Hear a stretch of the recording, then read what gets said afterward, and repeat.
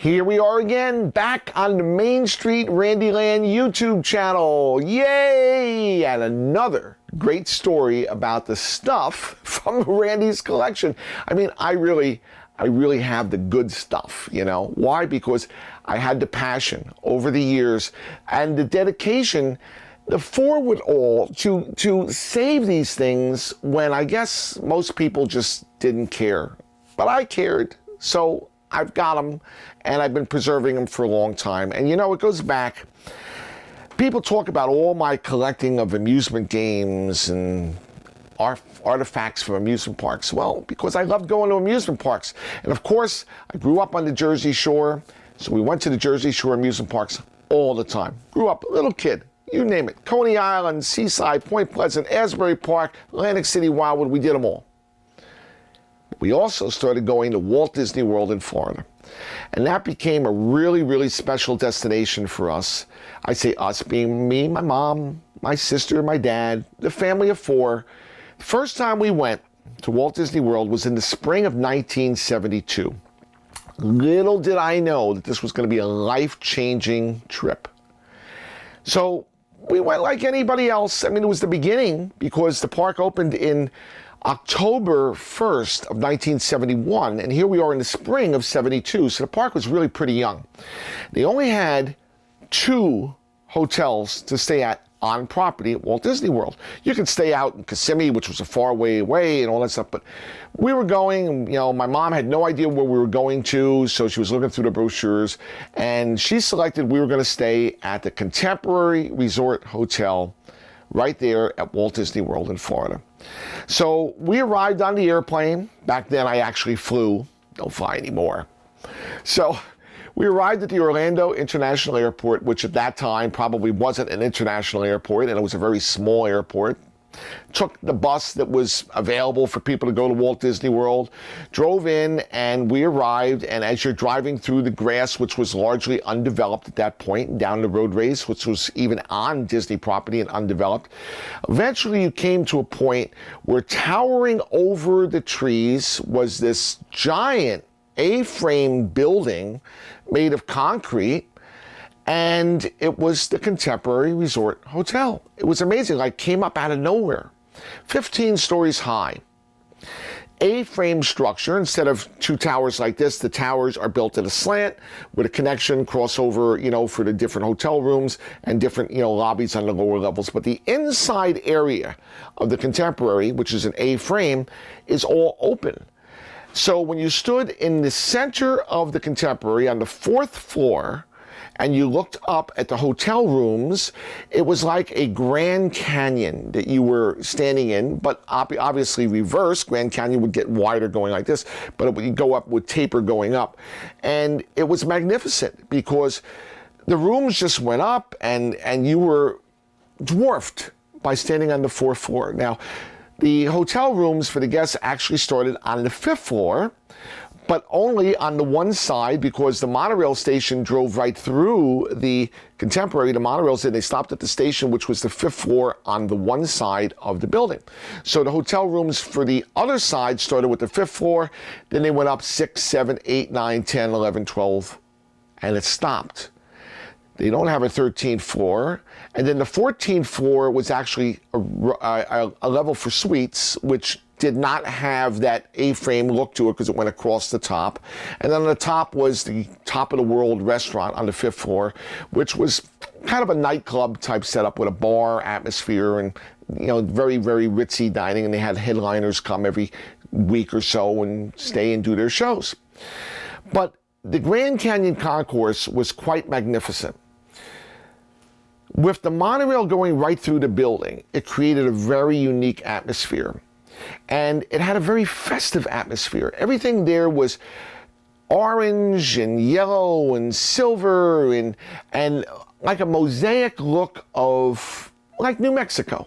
I loved every bit of it. And there were futuristic, because it was supposed to be like a futuristic hotel. They had a couple trees that were lamp towers, silver rods that came up, and they came like an umbrella around in different areas, and they had big globes, and they had seating around that, and people would sit there and just enjoy the atmosphere. And they had other trees that were lucite, made of plastic, orange and yellow leaves, and sometimes they actually had lights in them, but I think the lights didn't work too well because a lot of times they were dark. But they just, and eventually they got rid of those trees kind of early on. But it was part of the beginning. But that orange color was the main theme color of the Contemporary, orange and silver. Very unique look, very nice, very futuristic, modern, but warming.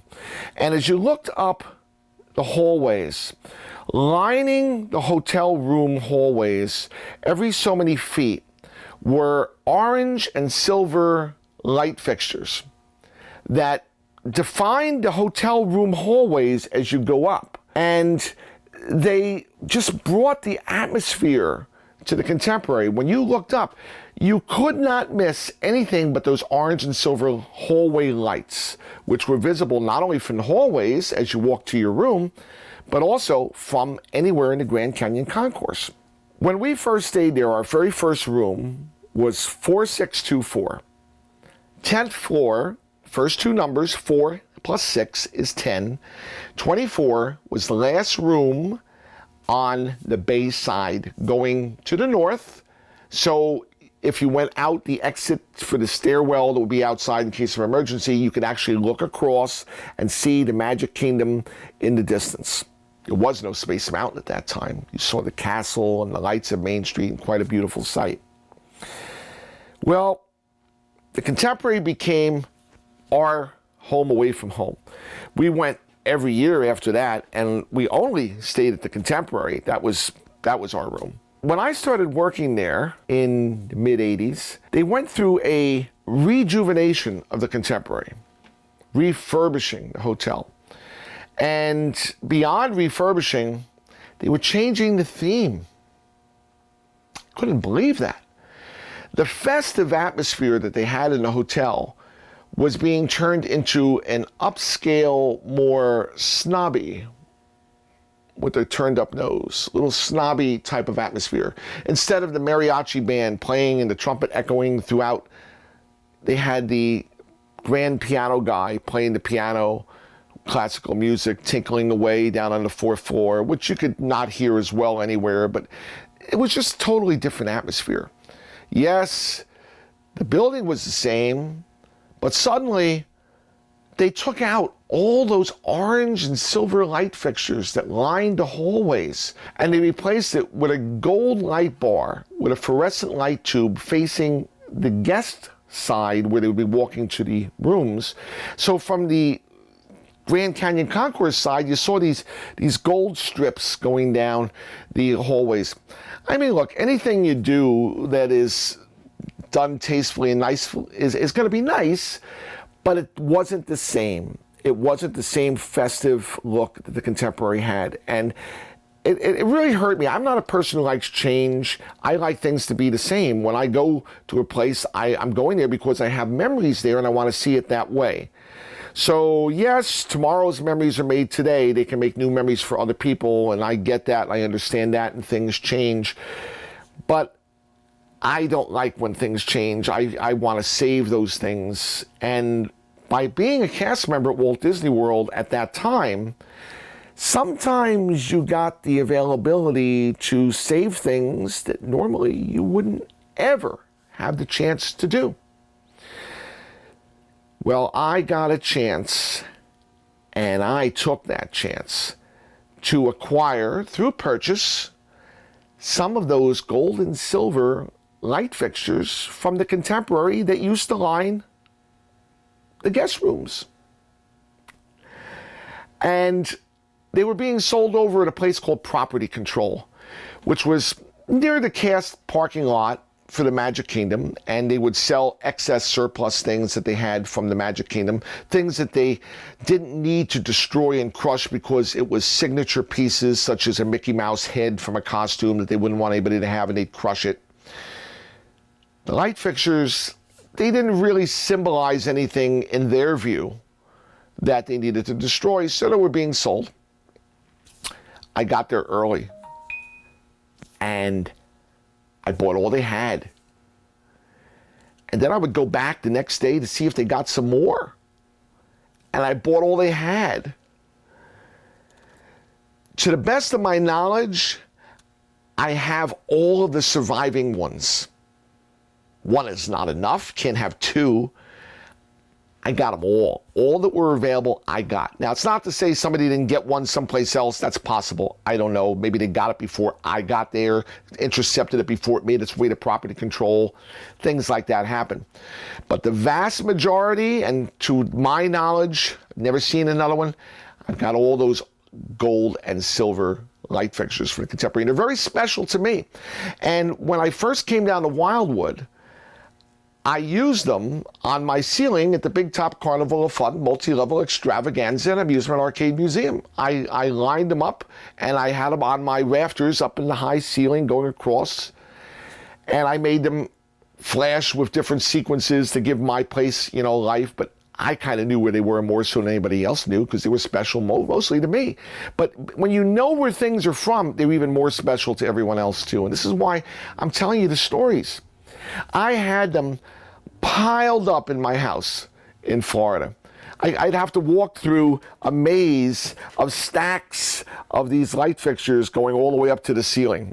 I mean, you get your coat, you get your shirt caught on the edge of them all the time, you'd rip your shirts. I ruined a lot of clothes going through the maze of stuff in my life. But eventually, I had to drag them all up to New Jersey so that they could be part of my world up here.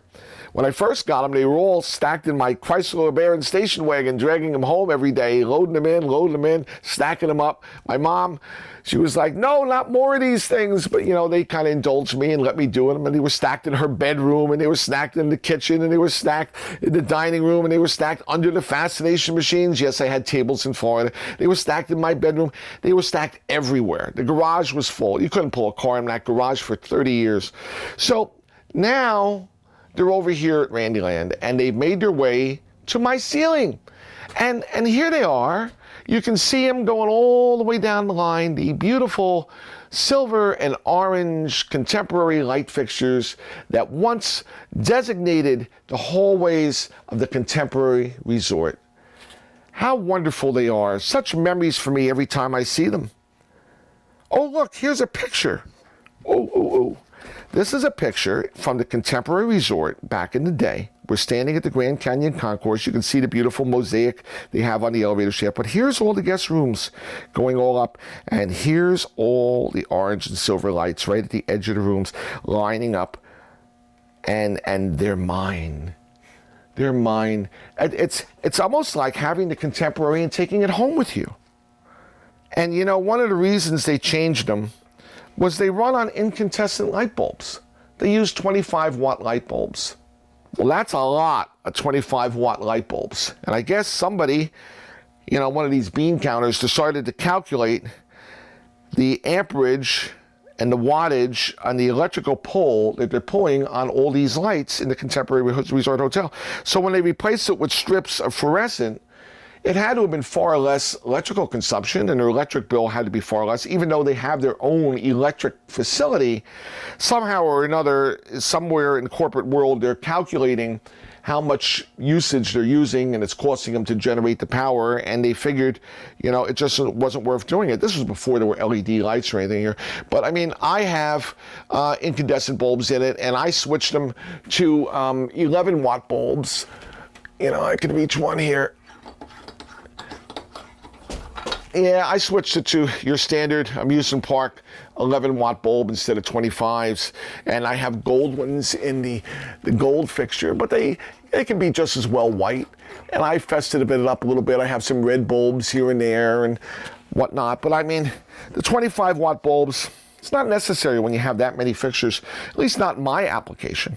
But I love them, just like everything else, because it's part of my history, my memories growing up. And I share common history and common memories with everyone who went to the Contemporary during those years and saw those lights and all the other things that we shared as common memories and common history. And this is what I'm all about. I'm preserving it.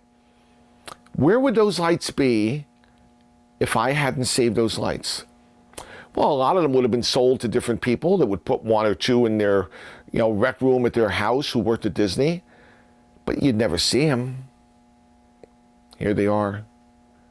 The mother lode. Well, I knew you'd enjoy seeing them. I love them every day.